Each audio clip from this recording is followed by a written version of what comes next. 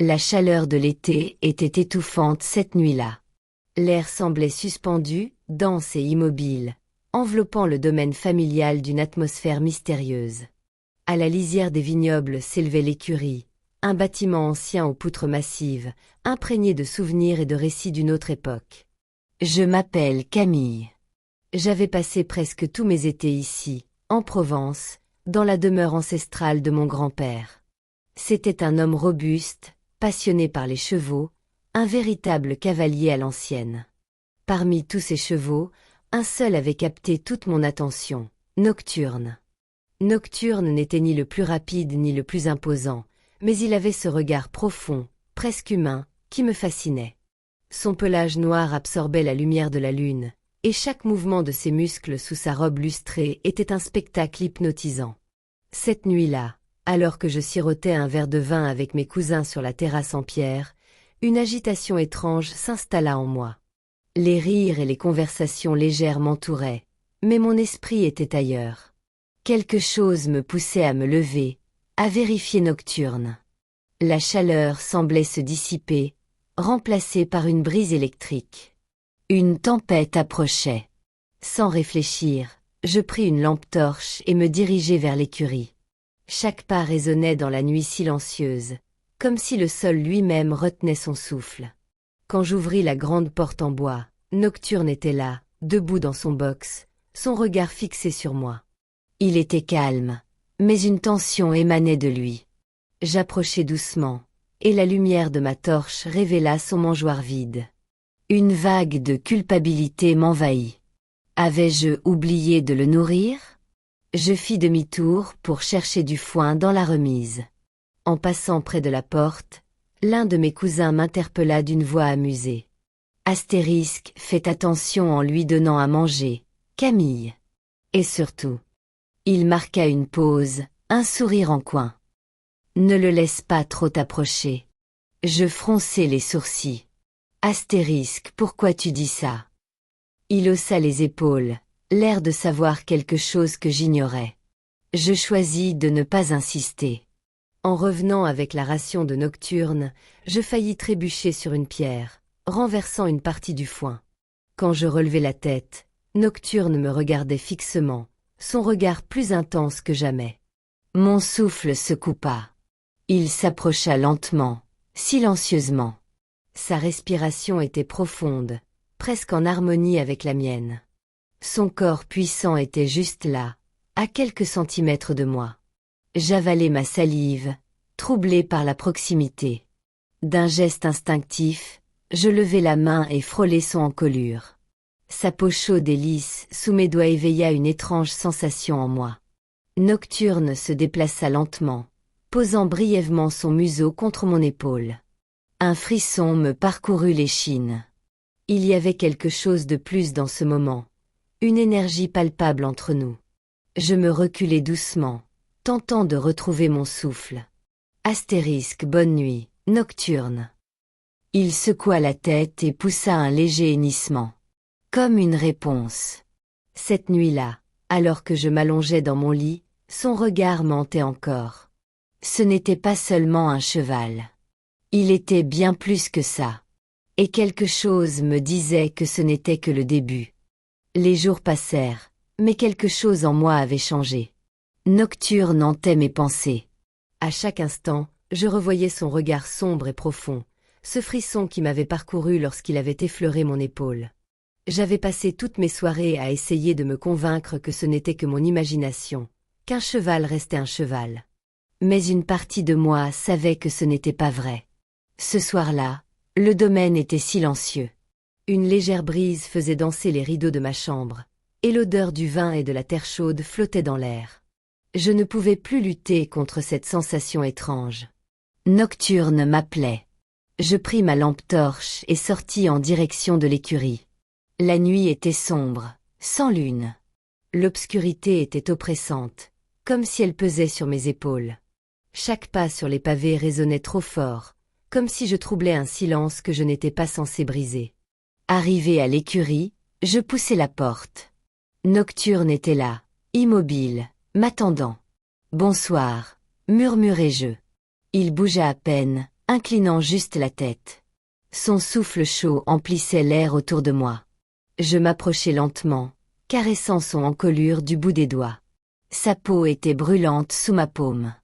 Ce contact était électrisant, presque irréel. Soudain, un bruit derrière moi me fit sursauter. Un murmure, faible mais bien présent. Mon cœur se mit à battre plus vite. Je me retournai vivement, scrutant l'obscurité. Rien.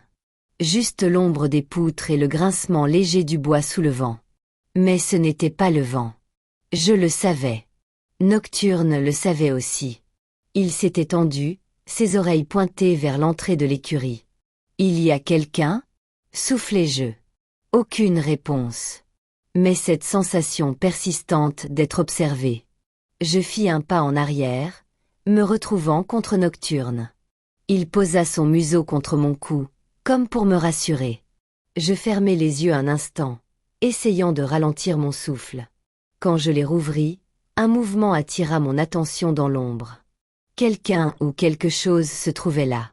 Mon sang se glaça. « Qui est là ?» demandai-je à voix haute. Le murmure revint, plus clair cette fois. Une voix, chuchotante, glissante, comme portée par le vent. Nocturne hennit doucement, et son corps se plaça instinctivement entre moi et l'obscurité. Il n'avait jamais agi ainsi auparavant. Son souffle s'accéléra légèrement, et je sentis une tension nouvelle dans l'air. L'obscurité sembla se resserrer autour de moi, et je sus, au plus profond de moi, que quelque chose allait se produire. Mais quoi? Je n'avais pas le choix. Il fallait que je découvre la vérité. L'air était si lourd que j'avais du mal à respirer. Nocturne s'agitait, ses sabots frappant doucement le sol, comme s'il sentait l'étrangeté de cette nuit. Je tenais la lampe torche fermement, mais ma main tremblait. J'étais seule. Ou du moins, je l'espérais encore. Le murmure était revenu, plus insistant. Ce n'était pas le vent, ce n'était pas mon imagination. C'était réel. Et cette fois, je ne pouvais pas l'ignorer. « Montrez-vous » dis-je d'une voix qui se voulait ferme. Aucune réponse. Juste le silence oppressant. J'avançai de quelques pas vers l'endroit où j'avais cru voir un mouvement. Nocturne hennit derrière moi, méfiant, mais ne me quitta pas des yeux. Je levai la lampe, projetant une lumière incertaine sur les poutres et le foin éparpillé. Puis, quelque chose bougea. Juste à la limite de mon champ de vision. Je sursautai violemment, mon cœur cognant contre ma poitrine. Une silhouette sombre, fugace, glissa derrière une stalle vide. Mon souffle se coupa. J'étais paralysée, incapable de bouger, de penser. Mon esprit me hurlait de fuir, mais mon corps refusait d'obéir. « Qui êtes-vous » murmurai-je. Un frisson glacé parcourut ma nuque. Une présence était là, toute proche. Nocturne, lui, réagit avant moi. Dans un mouvement brusque, il se cabra, son souffle bruyant et puissant emplissant l'écurie. Je reculai instinctivement, mais en un instant, la porte derrière moi claqua violemment. La lumière de ma lampe vacilla, et pendant une fraction de seconde, l'écurie fut plongée dans l'obscurité. Puis, un frôlement, juste à côté de mon oreille. Un souffle, un murmure indistinct. Je ne réfléchis pas. Je me retournai d'un bond, levant la lampe, mais il n'y avait rien. Juste Nocturne, qui m'observait avec une intensité qui me donnait des frissons. Il était inquiet. Lui aussi savait. J'étais sur le point de céder à la panique quand une main froide se posa sur mon poignet. Un cri s'étrangla dans ma gorge, et je me débattis instinctivement. La sensation était glaciale, presque irréelle. Je tentai de reculer, mais mes jambes tremblaient trop. La main se retira aussi brusquement qu'elle était apparue, et l'écurie retrouva son silence pesant. Je m'adossai à la porte, le souffle court, le cœur battant à tout rompre. Qu'est-ce qui venait de se passer? Était-ce mon imagination? Non. C'était bien réel.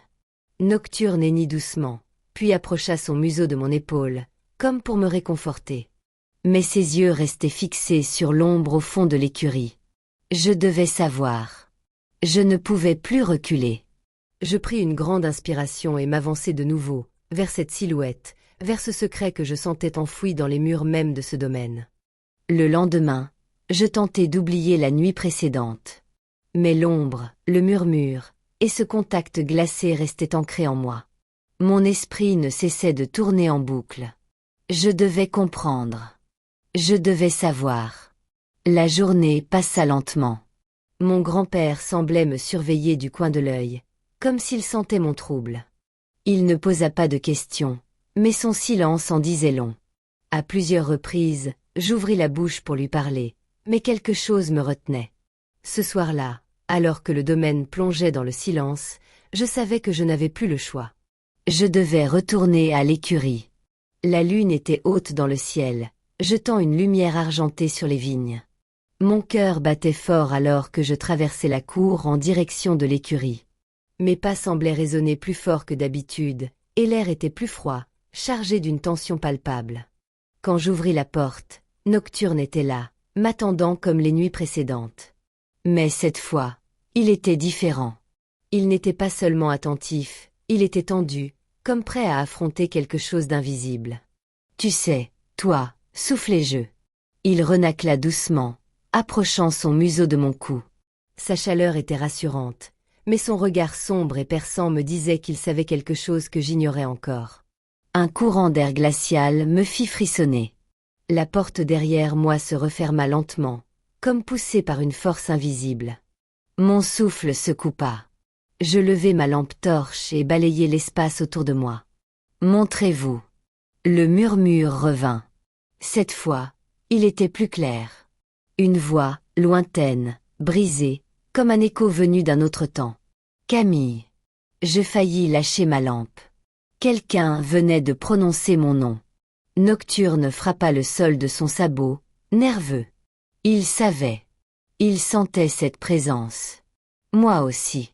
Mon regard se fixa sur un coin sombre de l'écurie, là où les ombres semblaient plus épaisses, plus profondes. La lumière de ma torche vacilla, comme si quelque chose absorbait son éclat. Puis je le vis.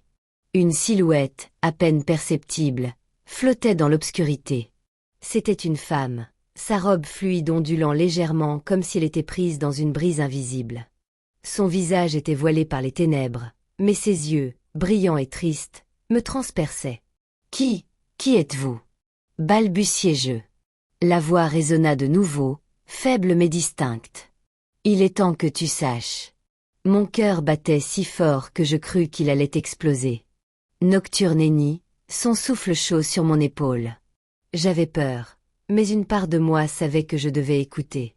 La femme avança lentement, et au même instant, des souvenirs que je ne reconnaissais pas envahirent mon esprit.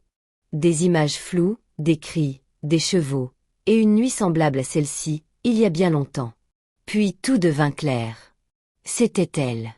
Une femme du passé, un secret enfoui depuis des générations. Je compris alors que Nocturne n'était pas qu'un simple cheval. Il était le gardien de cette histoire oubliée. Et moi, j'étais celle qui devait la découvrir. L'air de l'écurie semblait plus lourd que jamais. Nocturne restait figé à mes côtés, ses muscles tendus, prêts à réagir au moindre signe. La silhouette féminine devant moi ondulait comme une brume sous la lumière tremblante de ma lampe. « Tu dois comprendre, Camille », souffla la voix venue du passé. Je voulais parler, poser 1000 questions, mais ma gorge était nouée. La femme leva une main diaphane et l'espace autour de nous sembla se figer. Une force invisible m'attira en avant, et soudain, tout bascula. Je ne me trouvais plus dans l'écurie. Devant moi s'étendait le même domaine, mais il était différent. Le bois des poutres était plus neuf, l'odeur du foin plus forte. La nuit était percée de cris lointains et de hennissements effrayés. Une autre femme se tenait là, mais elle était bien réelle cette fois-ci. Ses longs cheveux noirs couvraient son dos, et son regard, empli d'angoisse, se posa sur moi. Elle tenait une bride, essayant de calmer un cheval à la robe sombre. « Nocturne. Ils viennent pour lui », murmura-t-elle. Avant que je puisse comprendre, des bruits de pas résonnèrent sur le gravier.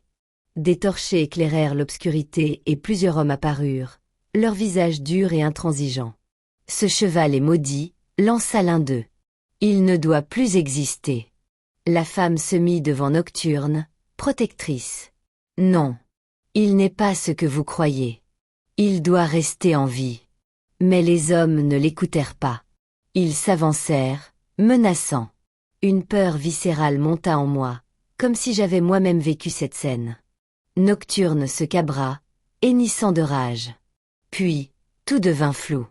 Un instant plus tard, je me retrouvai à nouveau dans l'écurie. Mon souffle était saccadé, mon corps tremblant. Nocturne était toujours là, mais ses yeux semblaient briller d'une nouvelle intensité. Il savait que j'avais vu. La silhouette de la femme était toujours devant moi, plus fragile, presque transparente.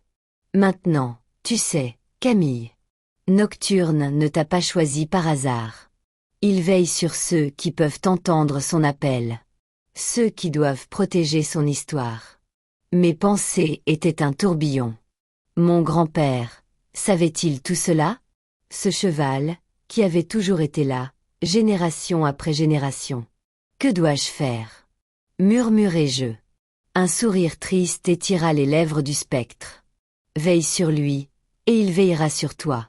Une bourrasque souleva la paille autour de moi, et en un instant, elle disparut. Seul le silence régna à nouveau dans l'écurie. Je me tournai vers Nocturne. Il me fixait, immobile. Doucement, je levai une main et touchai son encolure.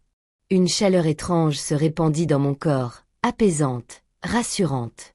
J'avais compris. Ce n'était pas seulement un cheval. C'était un gardien du passé. Un lien entre les âmes perdues et les vivants. Et moi, j'étais désormais une partie de cette histoire.